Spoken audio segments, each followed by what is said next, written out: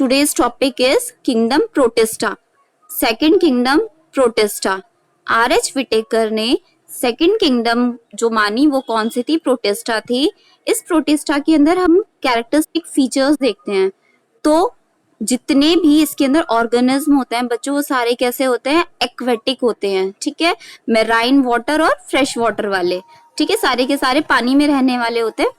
जो kingdom protista में रखे हैं ऑर्गेनिज्म सब क्या होते हैं? एक्वेटिक होते हैं।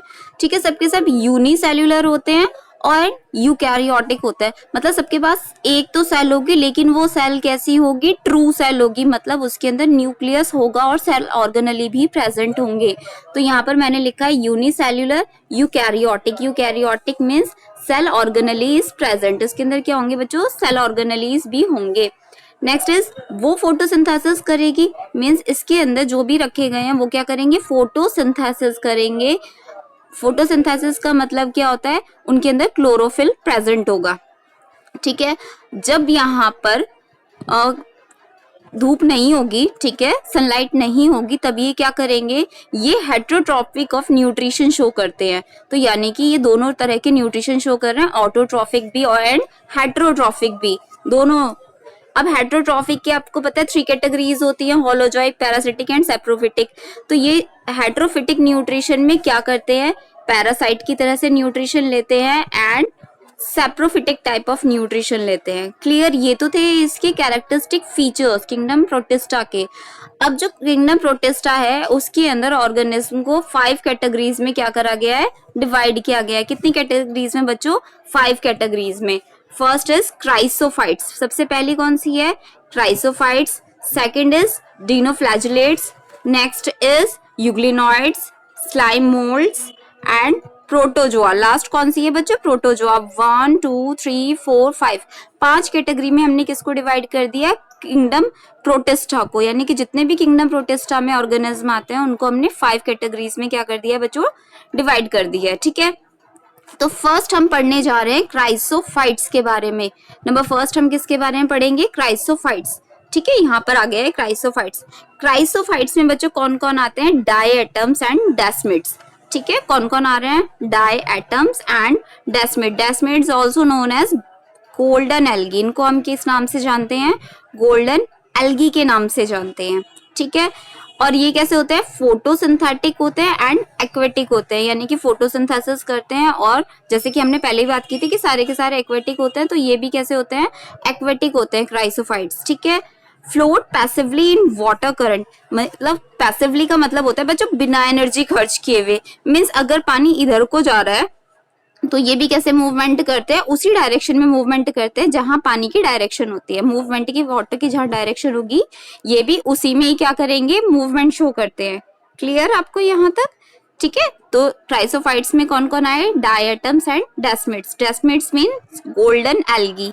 ठीक है, फोटोसिंथेसिस करेंगे, एक्वेटिक होंगे, float passively in water current. मैंने आपको बताया पैसिवली मीन्स क्या है? बिना एनर्जी खर्च करे पानी के साथ साथ घूमते फिरते हैं। जहां पानी का करंट होगा, बहाव होगा, उसके साथ साथ बहेंगे। अब इसके अंदर एक स्पेशल फीचर होता है बच्चों, आपकी बुक में स्पेशल कहा भी गया है एनसीईआरटी में। ये जो होते हैं इसकी जो शेप होती है वो कैसी होती है? सोप बॉक्स जैसी। इसकी सेल वॉल जो होती है ना, ठीक है, तो वो कैसी बना लेती है? एक स्ट्रक्चर, जैसे कि साबुनदानी होती है ना हमारी, सोप बॉक्स होता है। और इसकी जो सेल वॉल होती है उसके पास एक स्पेशल कैरेक्टरिस्टिक फीचर होता है कि वो सिलिका की बनी हुई होती है। ठीक है, वो किसकी बनी होगी बच्चों? सिलिका की होगी। तो हम इसको इस वजह से डिस्ट्रॉय भी नहीं कर सकते हैं। ठीक है, इसकी जो सेल वॉल है वो इंडिस्ट्रक्टेबल होती है, मतलब हम उसको डिस्ट्रॉय नहीं कर सकते हैं due to the presence of silica. क्योंकि इसमें कौन प्रेजेंट है? सिलिका। सिलिका एक बहुत हार्ड मटेरियल होता है। ठीक है, इसीलिए हम इसे क्या बोलते हैं? डायटोमिशियस। ठीक है, आपकी बुक में एक लिखा हुआ है डायटोमिशियस अर्थ, यानी कि हमारी अर्थ कुछ टाइम बाद जाकर के कैसी हो जाएगी? Diatomaceous means the accumulation of gritty cell wall.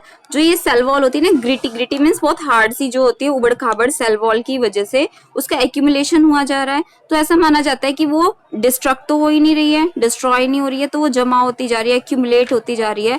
इस तरह से कई साल बाद अर्थ पे क्या मिलते हैं, इनकी एक एक्यूमुलेशन मिलता है, ठीक है। इसीलिए इसको बोला गया है डायटोमिशियस अर्थ, यानी कि ये एटम्स अर्थ पे रहते हैं, ठीक है, क्योंकि डिस्ट्रॉय नहीं होते हैं। तो एक बार फिर से रिवाइज कराती हूँ मैं फटाफट से आपको। प्रोटिस्टा के कैरेक्टरिस्टिक फीचर्स थे, इनको प्रोटिस्टा को हमने 5 कैटेगरीज में डिवाइड किया। सबसे पहले हम पढ़ रहे हैं क्राइसोफाइट्स यानी कि डायटम्स के बारे में। जब हम डायटम्स की बात करते हैं तो इनकी जो सेल वॉल होती है उसके अंदर किसकी प्रेजेंस होती है बच्चों, सिलिका की होती है, जिसकी वजह से ये बहुत हार्ड हो जाती है, ठीक है। यूज्ड इन फिल्ट्रेशन, अब इसका हम कहाँ कहाँ यूज कर सकते हैं, मीन्स ये जो सिलिका की सेल वॉल है इसका हम कहाँ कहाँ यूज कर सकते हैं।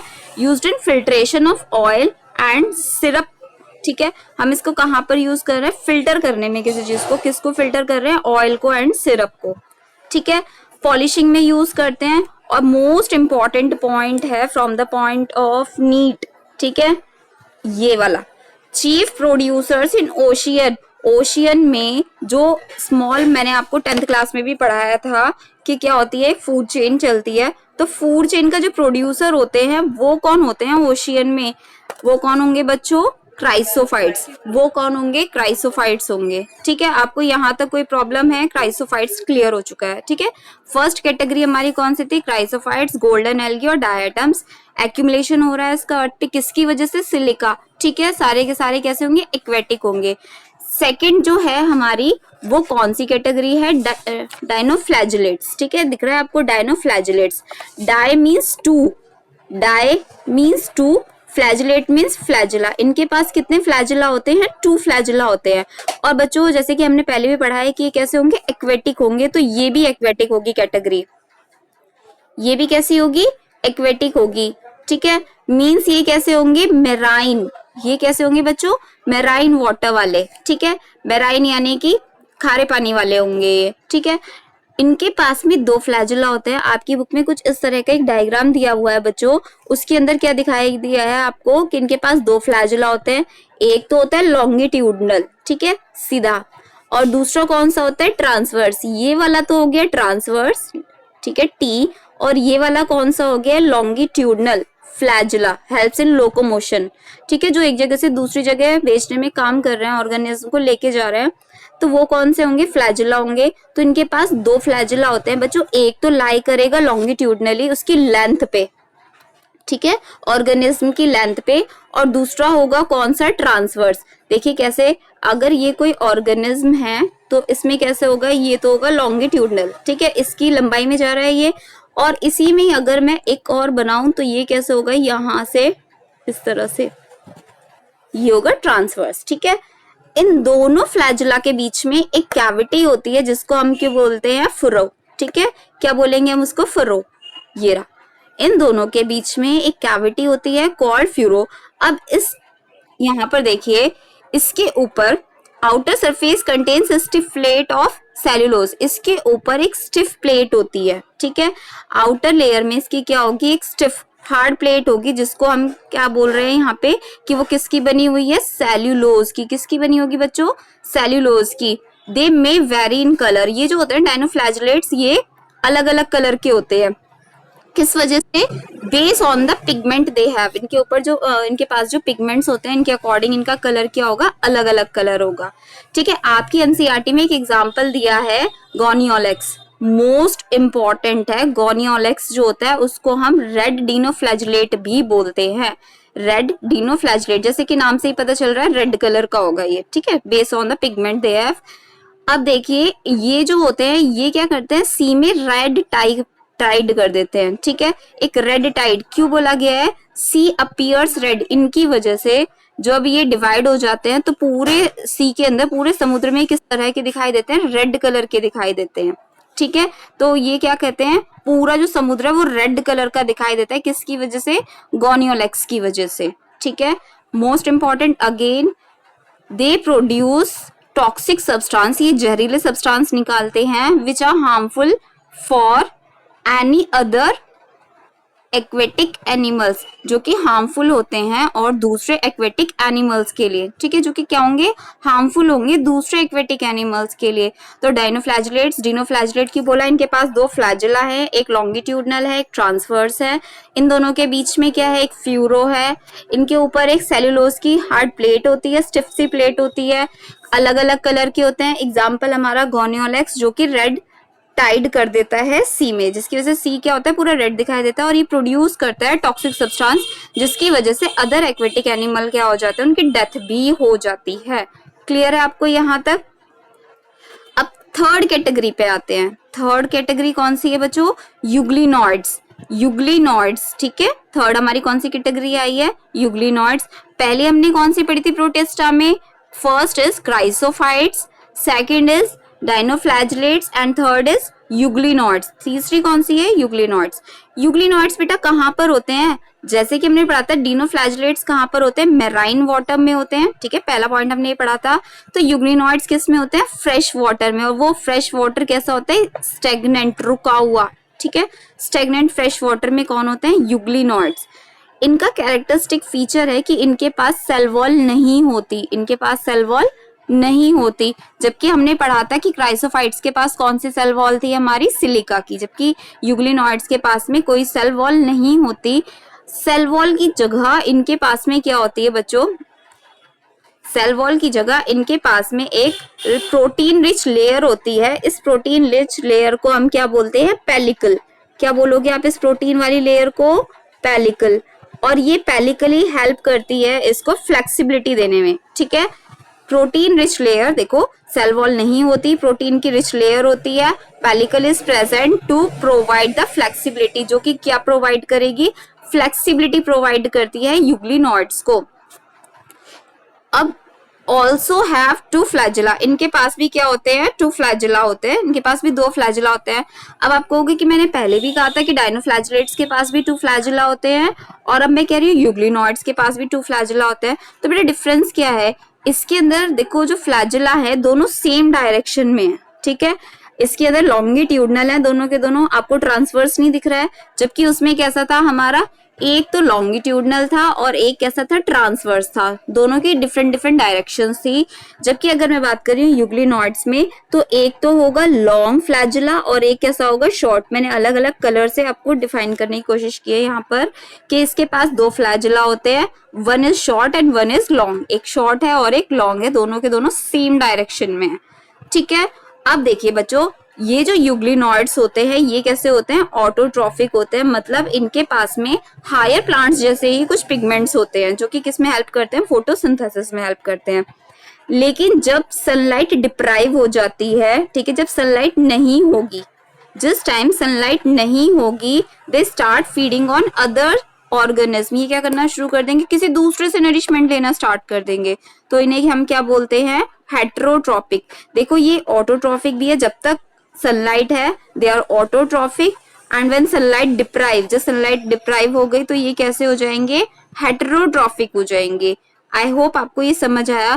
तो क्योंकि ये ऑटोट्रॉफिक भी है, हेट्रोट्रॉफिक भी है, इसीलिए हम यूग्लिनॉइड्स को क्या बोलते हैं? मिक्सोट्रॉपिक, यानी कि मिक्स हैं। मिक्सोट्रॉपिक, हम इनको क्या बोलते हैं?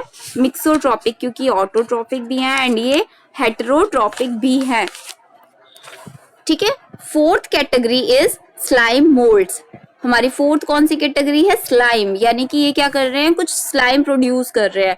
तो ये कैसे है बच्चों? सैप्रोफिटिक है। सैप्रोफिटिक यानी कि ये obtain nourishment from dead and decaying matter. ये कैसे होंगे? ये सैप्रोफिटिंग होंगे। स्लाइम मोल्ड्स में जो भी मेंबर आते हैं बच्चों वो कैसे होंगे? सैप्रोफिटिंग होंगे। मीन्स ये अपना जो नरिशमेंट लेते हैं वो लीव्स से, ठीक है, जो डेड लीव्स हो जाती है ट्विग्स से, उनसे अपना नरिशमेंट लेते हैं। तो डेड एंड डिकेइंग मैटर से क्या करेंगे? स्लाइम मोल्ड्स अपना नरिशमेंट लेते हैं। क्लियर? आगे देखिए, अब इनका important point, under favourable conditions. जब कंडीशंस बच्चों फेवरेबल होती हैं तो स्लाइम मोल्ड्स क्या होते हैं? एक्यूमुलेट हो जाते हैं, इकट्ठे हो जाते हैं, सारे के सारे एक्यूमुलेट हो जाएंगे and form a new structure called Plasmodium. और एक स्ट्रक्चर बना लेते हैं जिसे हम क्या बोलते हैं? प्लाज्मोडियम, ठीक है। जब ये सारे के सारे इकट्ठे हो जाएंगे तो एक स्ट्रक्चर बनाएंगे जिसे हम क्या बोल देंगे? प्लाज्मोडियम, ठीक है। लेकिन जब अनफेवरेबल कंडीशंस होंगी तो ये डिफ्रेंशिएट करते हैं, ठीक है, ये क्या करेंगे, डिफ्रेंशिएट करेंगे इस तरह से। और डिफ्रेंशिएट करने के बाद ये क्या बना लेते हैं, एक अपने ऊपर इस तरह से एक बॉडी बना लेते हैं, फ्रूटिंग बॉडी, ठीक है, जिसके अंदर क्या प्रोड्यूस होते हैं, स्पोर्स।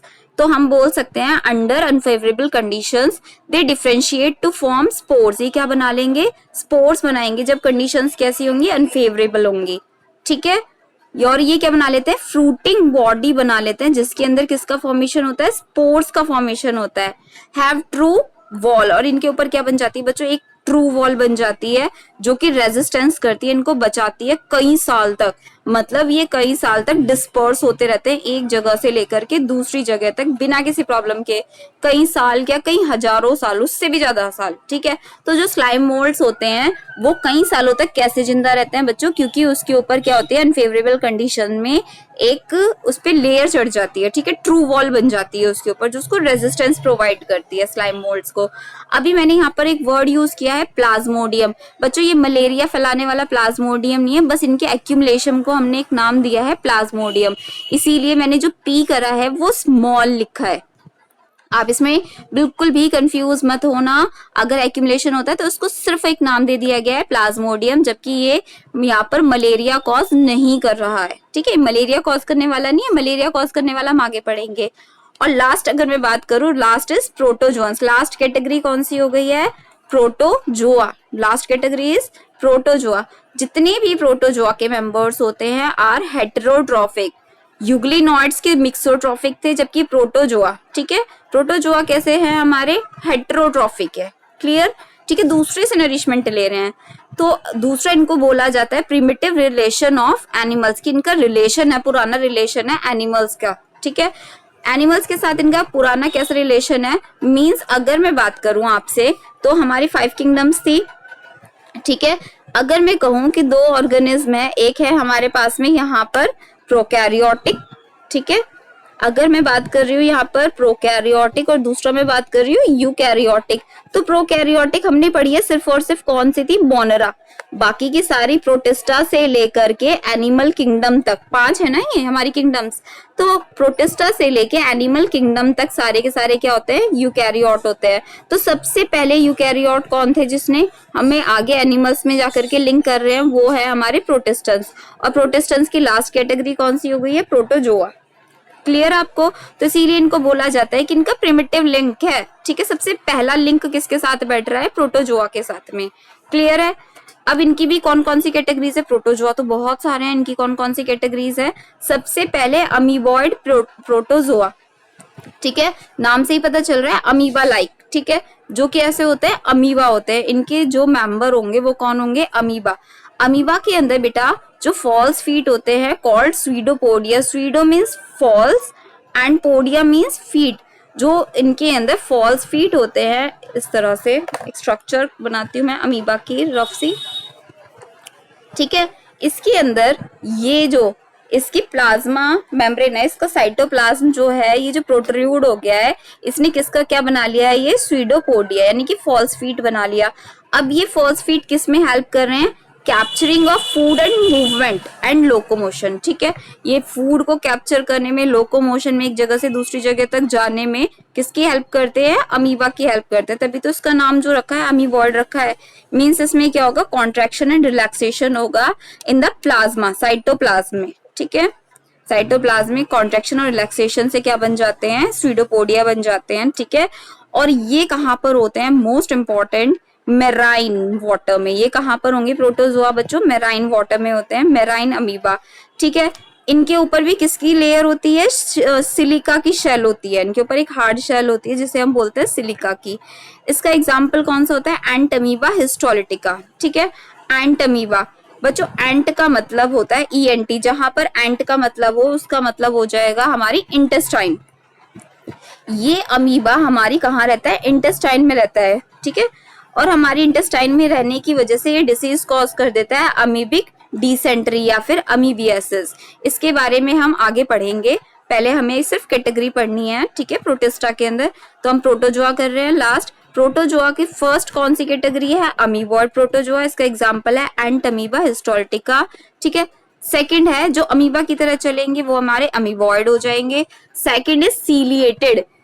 अब नाम से ही जैसे आपको सजेस्ट हो रहा है कि इनके पास में क्या होंगे, सीलिया प्रेजेंट होंगे। तो फर्स्ट इज सीलिया इज प्रेजेंट, ठीक है। एग्जाम्पल क्या है इसका, पैरामीशियम। पैरामीशियम ये रहा, इसमें क्या प्रेजेंट है बच्चों, सीलिया प्रेजेंट है, ठीक है। इन सीलिया के बीच में ये जो सीलिया है इसको मूवमेंट में हेल्प करते हैं, मीन्स मूवमेंट के अकॉर्डिंग हमने इसको क्या करा गया है, इसको कैटेगरी में डिवाइड किया है। देखो अगर मैं मूवमेंट की बात करूं, इसका मूवमेंट कौन सा है, प्रोटोजोआ का अमीबा जैसा, तो इसको अमीबॉइड बोल दिया। इसका मूवमेंट कैसा है, सीलिया की वजह से है, तो ये सीलिएटेड हो गया है, ठीक है। इसके बीच में और आगे फिर हम पढ़ेंगे फ्लैजिलेटेड स्पोरोजोआ, ठीक है। तो सीलिएटेड की बात कर रहे थे हम, इसके पास में सीलिया प्रेजेंट होते हैं। Between the cilia gullet, gullet क्या होती है, कैविटी होती है, cavity is present help in water laden, ठीक है। देखो अगर मैं बात करूं, ये जो सीलिया है ना, इन सीलिया के बीच में, इन सीलिया के दोनों के बीच में क्या होती है, एक कैविटी होती है जिसे हम क्या बोल देते हैं, गलेट, ठीक है, GULLET, गलेट, ठीक है। अब ये जो गलेट है ये क्या क्या करती है, ये गलेट फूड पार्टिकल्स को कैप्चर करने में, अब पानी की अगर एंट्री होगी तो वो यहीं से एंट्री होगी, पानी बाहर जाएगा यहीं से जाएगा, तो फूड पार्टिकल्स को कैप्चर करने में, ठीक है, कहाँ से जा रहे हैं, क्योंकि गलेट से जा रहे हैं तो कैप्चर कौन करेगी, गलेट। एक सिंपल गेट है, ठीक है, ये गेट ही क्या कर रहा है, फूड पार्टिकल्स को कैप्चर कर रहा है and removal of waste products, और ये क्या करेगा, रिमूवल करेगा। अंदर और बाहर जाने के लिए क्या है, इसके पास में गलेट है जो कि सीलियाज के बीच में प्रेजेंट होता है, ठीक है। कोऑर्डिनेटेड मूवमेंट ऑफ सीलिया, ये हमेशा कोऑर्डिनेशन में मूव करते हैं, कोऑर्डिनेशन में सारे या तो इस तरह से मूव करेंगे या फिर इस तरह से मूव करेंगे, तो सारे के सारे कैसे चलते हैं, जैसे चप्पू चलता है ना, चप्पू आप समझ गए हो, ठीक है। चप्पू जो हमारी बोट में होता है, बोट में चलाने वाले एक ही डायरेक्शन में चलाते हैं, तो ये कैसे करते हैं, कोऑर्डिनेटेड, मीन सारे एक तरफ से मूवमेंट करते हैं, एक ही साइड से, इसे बोलते हैं हम coordinated movement of सीलिया। Example is paramecium, ठीक है। नेक्स्ट इज फ्लैजिलेटेड, दूसरे कौन से हमारे फ्लैजिलेटेड प्रोटोजोअन्स हैं। एग्जाम्पल कौन सा है इसका, ट्रिपैनोसोमा गैम्बियंस, ठीक है, ट्रिपैनोसोमा गैम्बियंस। अब ये जो ट्रिपैनोसोमा गैम्बियंस है ये हमारे अंदर कौन सी डिसीज कर रहे हैं, स्लीपिंग सिकनेस, जिसमें इंसान को बहुत ज्यादा नींद आती है, ठीक है, स्लीपिंग सिकनेस। और इसका वेक्टर, इसको फ्लैजिलेटेड प्रोटोजोअन्स को जो हमारी बॉडी में डाल रहा है वो कौन होती है, सीसी फ्लाई, ठीक है। कौन सी फ्लाई होती है, सीसी मक्खी जो होती है, वो क्या करेगी, ट्रिपैनोसोमा गैम्बियंस को हमारी बॉडी में डाल देगी, तो इंसान को पता ही नहीं चलता, वो सोता ही रहता है। कुड बी पैरासाइट्स, ठीक है। अब ये जो होते हैं ये हमारे अधिकतर क्या हो सकते हैं, इसमें पैरासाइट्स हो सकते हैं, किसी की बॉडी में रह सकते हैं।